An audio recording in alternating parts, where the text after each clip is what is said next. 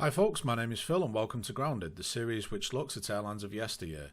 This episode will take a look at Sky Trek International Airlines, and I'm already wondering if I can make it through the episode without accidentally saying Star Trek. If you recall from our previous episode, which looked at Kiwi International, it was an employee-owned airline founded by a former Eastern Airlines pilot. Captain Robert Iverson was the man behind Kiwi. After a lot of internal politics, Iverson was ousted from Kiwi in February 1995. Not wanting to stay out of the industry for long, Iverson set up a new venture.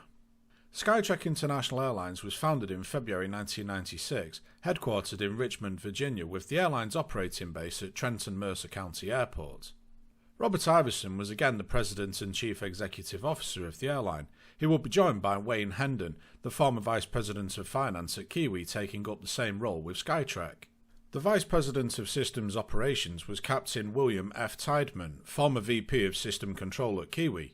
Skytrak's Director of Operations would be Captain Sidney Martin, former Director of Operations at Capital Air Express and another former Eastern pilot.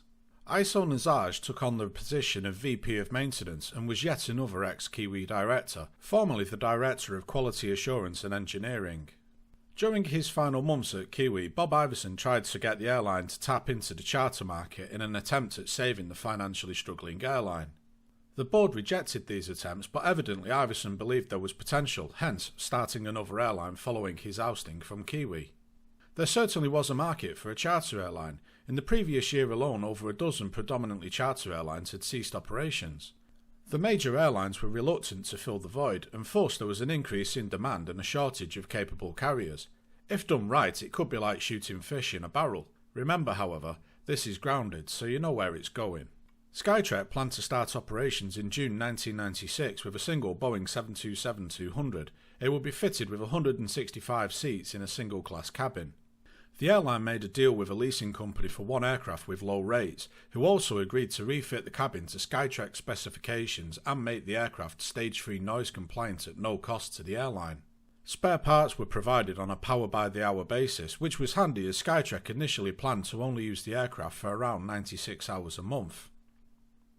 $1.5 million was expected to be raised during a private placement offering which would provide the bulk of startup capital. A further $200,000 to $600,000 were expected to be raised by the pilots through promissory note offering.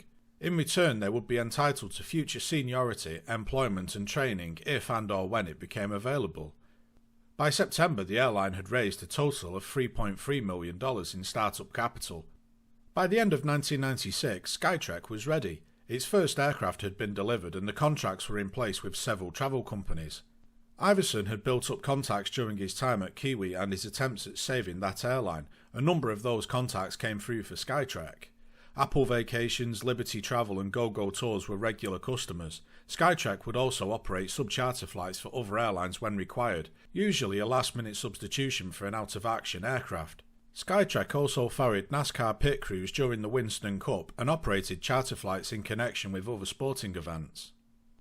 Due to the nature of the charter industry, Skytrak aircraft visited a multitude of destinations, either domestic, Central American or Caribbean.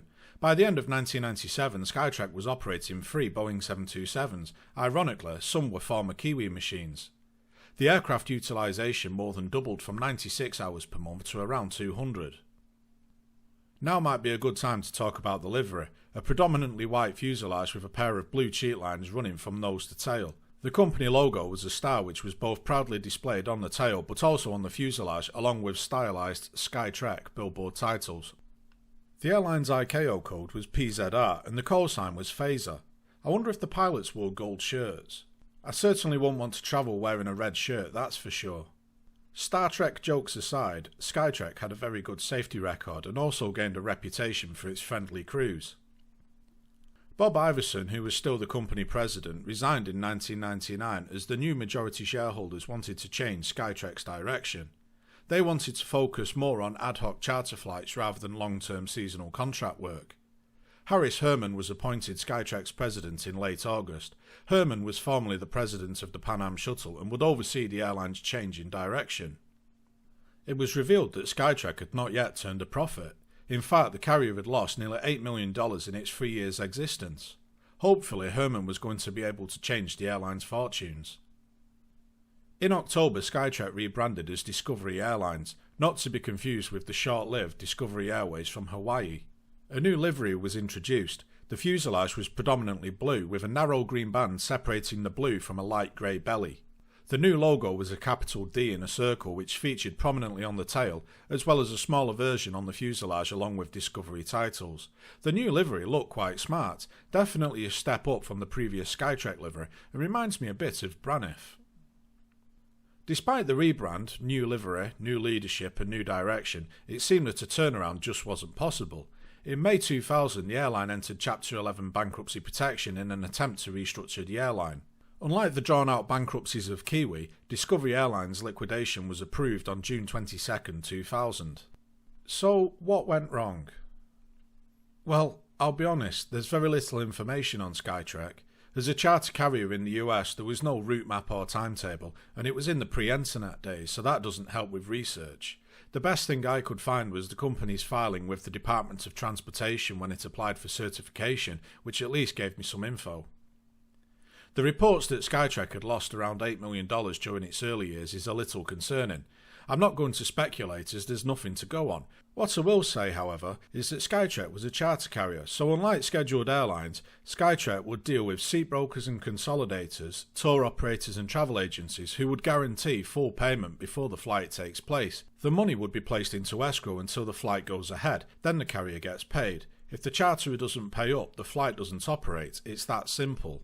Charter carriers do not absorb the cost of empty seats as all flight costs are prepaid. As far as the carrier is concerned, they get the same payment for a flight with one passenger as they would for 165.